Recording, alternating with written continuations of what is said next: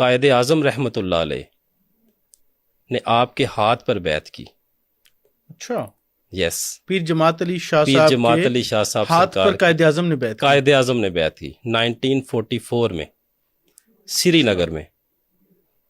اور اس کو حضرت صابر حسین شاہ صاحب اپنی کتاب میں لکھتے ہیں کہ آپ نے حضور قبلہ عالم سرکار کے ہاتھ پر بیعت کی.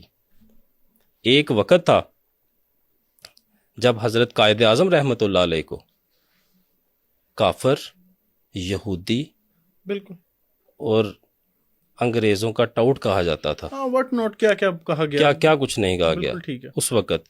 اور اس وقت اس موقع کے اوپر 7,000 علماء اور مشائخ کی موجودگی میں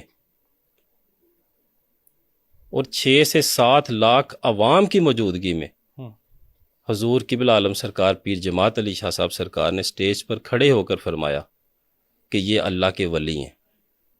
حضرت قائد اعظم رحمۃ اللہ علیہ کو جو نہیں مانتا وہ مان جائے گا.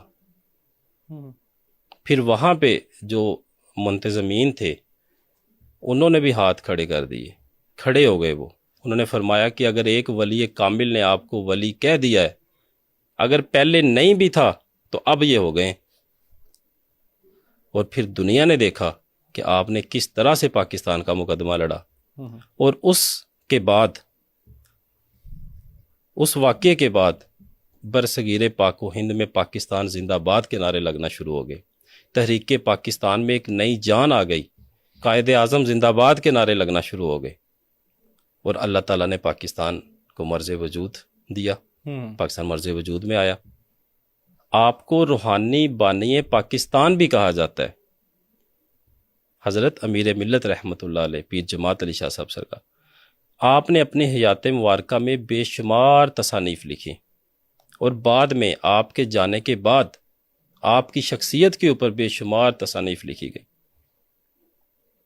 اور آپ کی حیات مبارکہ کے ایک ایک پل کو، ایک ایک سال، ایک ایک مہینے کے جو آپ کے واقعات ہیں، عشق رسول کے میں غرق ہونے کے جو واقعات ہیں، قرب الہی، رضائی الہی کے جو واقعات ہیں، وہ ان میں شامل فرمائے گئے.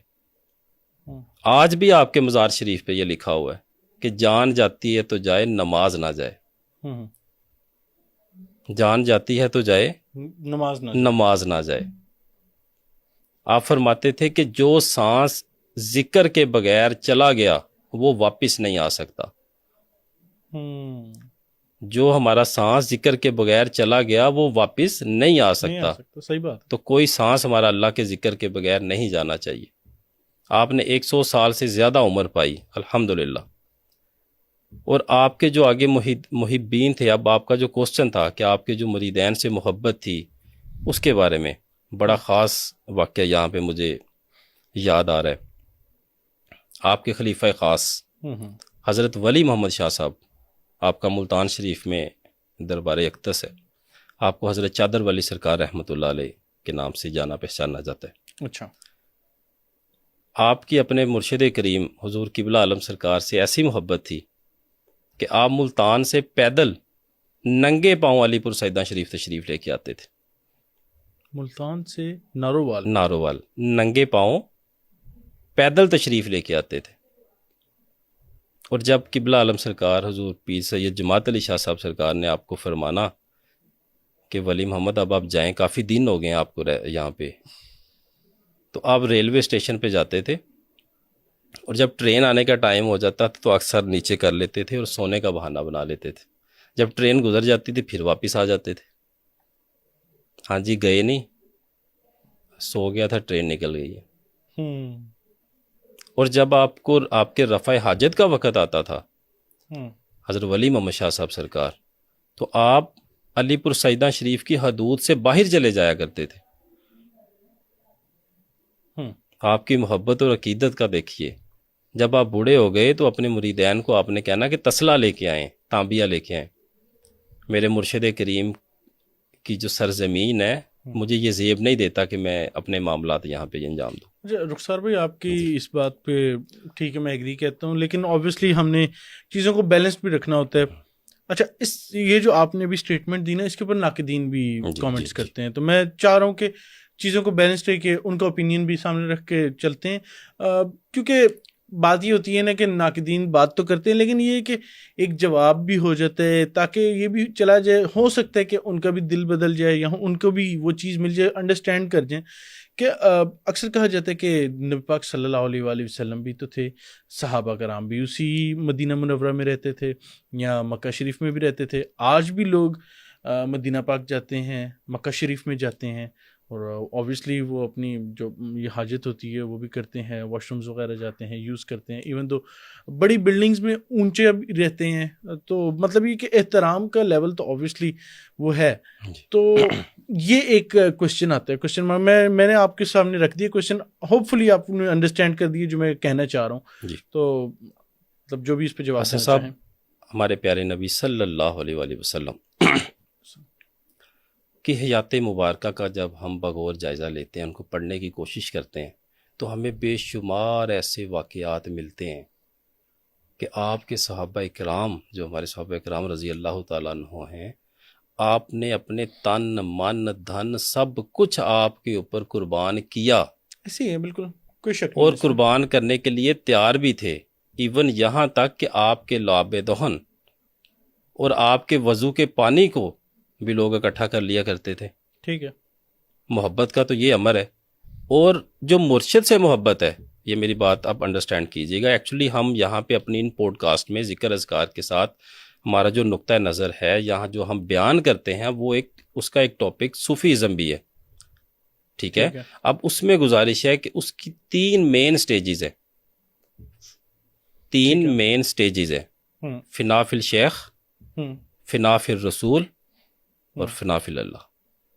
جب تک آپ اپنے شیخ کی ذات میں فنا نہیں ہوں گے, ٹھیک ہے, آپ کو اگلی منزل نہیں مل سکتی. ہمارا اپنے شیخ سے جو محبت ہے, ان کے ساتھ جو عقیدت ہے, وہ کس لیے؟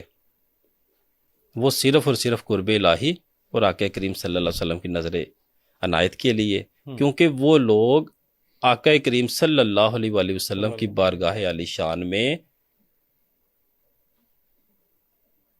مقبول بارگاہ ہوتے ہیں, مقبول بارگاہ ہوتے ہیں. ان کے پاس اذن ہوتا ہے کہ وہ جس کو چاہتے ہیں ان کی سفارش کر کے آقا کریم صلی اللہ علیہ وسلم کے حضور پیش فرما دیتے ہیں, کیونکہ وہ پہلے اپنے یہ منازل کو طے کر چکے ہوتے ہیں. ٹھیک ہے, انہی شخصیت ہستی حضرت ولی محمد شاہ صاحب سرکار کی پہلے آپ نے ناقدین کی بات کی, اس بات پہ تو وہ اور زیادہ بھڑکیں گے. آپ کو خط ملا, آپ اس وقت انڈیا میں تھے, کہ آپ کے پیر و مرشد حضور قبلہ عالم سرکار پیر جماعت علی شاہ صاحب سرکار انتہائی علیل ہے, تو آپ کو آنے کا حکم ہے کہ آپ آئیے. آخری وقت ہوا چاہتا ہے ان کا. جب آپ کو یہ خط ملا تو آپ ممبر رسول پہ تھے, مسجد میں جمعے کے خطبے کے لیے تیار تھے. ٹھیک ہے, آپ نے فرمایا کہ جتنے اس وقت مسجد میں موجود لوگ ہیں سب اللہ کو حاضر ناظر جان کے جو میں دعا کروں گا آمین بولیے, آمین بولیے. یہ بڑا مشہور واقعہ ہے آپ کی کتب میں بھی یہ لکھا گیا. انہوں نے کہا جی ٹھیک ہے. آپ نے ہاتھ اٹھائے اور دعا فرمائی کہ اے میرے پروردگار, اے میرے اللہ. ولی کامل تھے, آپ کے اوپر بھی مرشد کی عنایت تھی. آپ نے دعا فرمائی کہ اے میرے پروردگار, میرے بیٹے کی زندگی بھی میرے مرشد کو لگا دیں. اور پھر دنیا نے دیکھا کہ ودن 24 آورس آپ کے بیٹے اس دنیا فانی سے رخصت ہو جاتے ہیں, اور حضور قبلہ عالم سرکار کو اللہ تبارک تعالیٰ دوبارہ صحت و تندرستی والی زندگی عنایت فرماتے ہیں. اور پھر آپ 100 سال سے زیادہ عمر پائی آپ نے. اور پھر حضور قبلہ عالم سرکار آپ کے بارے میں فرماتے ہیں کہ جس نے میرا فیض دیکھنا ہو وہ ولی محمد شاہ صاحب کو دیکھ لے. آپ کا جو سلسلہ اس میں صوفیزم میں جو آپ کا سلسلہ تھا وہ سلسلہ عالیہ نقش بندیہ تھا. ٹھیک ہے, سلسلہ عالیہ نقش بندیہ کے عظیم پیشوا حضرت خواجہ فقیر محمد چراہی سرکار, آپ کا مزار اقدس چورا شریف میں اٹک کے پاس, آپ نے ان کے ہاتھ پر بیعت فرمائی. اور آپ کی محبت, آپ کی لگن اور آپ کے عشق کو دیکھتے ہوئے آپ نے حضور قبلہ عالم سرکار رحمۃ اللہ علیہ کو اپنی خلافت عنایت فرمائی، اور وہ دیا روشن فرمایا کہ جو آج بھی آپ علی پور سیدہ شریف جا کے دیکھیں کہ آپ کا جو مزار شریف ہے وہ مروجہ خلائق ہے، روزانہ ہزاروں کی تعداد میں from all over the world لوگ وہاں پہ حاضر ہوتے ہیں، عقیدت مند حاضر ہوتے ہیں، خاص طور پہ ادھر آ کے رہتے بھی ہیں، ان کے لیے رہائش کا بندوبست ہے، ان کے لیے کھانے کا بندوبست ہے، ہر چیز، اور اپنے دلوں کو اللہ کے نور سے منور فرما رہے ہیں۔ آپ کے حیات مبارکہ میں جو آپ کا عشق رسول صلی اللہ علیہ وآلہ وسلم تھا، اس کے بے شمار حسن صاحب واقعات ملتے ہیں۔ بالکل رخسار بھائی، یہ آپ نے بتایا اوبیسلی وہ بڑا ڈیٹیلڈ آنسر تھا۔ اوبیسلی میں نے جو سوال کیا تھا کہ جو رسپیکٹ کا ایلیمنٹ ہے وہ اگر دیکھیں تو صحابہ کرام بھی تھے، وہ بھی رسپیکٹ کرتے تھے، لیکن چلیں محبت کا ان کا اپنا ایک طریقہ کار تھا۔ باقی جو دوسرا آپ نے واقعہ سنایا وہ بھی ظاہری طور پہ آپ نے اپنے مطابق وہ صحیح سنایا ہے سارا۔ تو بہرحال اللہ تعالیٰ بہتر جانتے ہیں جو بھی دلوں کے حال ہیں، جو بھی معاملات ہیں، اللہ تعالیٰ ظاہر ہے ہم لوگ 50 سال بعد 100 سال بعد اس کا فیصلہ تو نہیں کر سکتے کہ کیا یہ واقعہ صحیح تھا یا نہیں تھا، کیونکہ انف لٹریچر نہیں ہے اس کے اوپر۔ ایسی جو واقعات ہوتے ہیں اوبیسلی، جس طرح سے رخسار بھائی کا تعلق اسی سلسلے سے ہے، تو سلسلے کے اندر یہ چیزیں چل رہی ہوتی ہیں، واقعات اس طرح نسلوں سے نسلیں آگے ٹرانسفر ہوتی ہیں، لیکن اوبیسلی اس کے اوپر انف لٹریچر نہیں ہے کہ جو میں یا آپ اس کو ڈھونڈ کے ویریفائی کر سکیں۔ تو اس کے اوپر بڑی وہ ڈسکشن بھی ہوتی ہے، اس کے اوپر کانفلکٹس بھی ہوتے ہیں، اور اس کے اندر کئی بار جو ان سے باتیں اوپر بھی چلی جاتی ہیں اس سے۔ تو میرا خیال ہے کہ ہر ایک کا اپنا اوپینین ہے اپنے سلسلے میں، اپنے فرقے کے مطابق۔ ویسے تو ہم الحمدللہ سارے مسلمان ہیں، میں بلیو نہیں کرتا ہوں کہ کوئی بھی فرقہ ہوتے ہیں، کچھ خود کو مسلمان ہی کہنا چاہیے باقی، لیکن ہر ایک کا اپنا ایک اوپینین ہے۔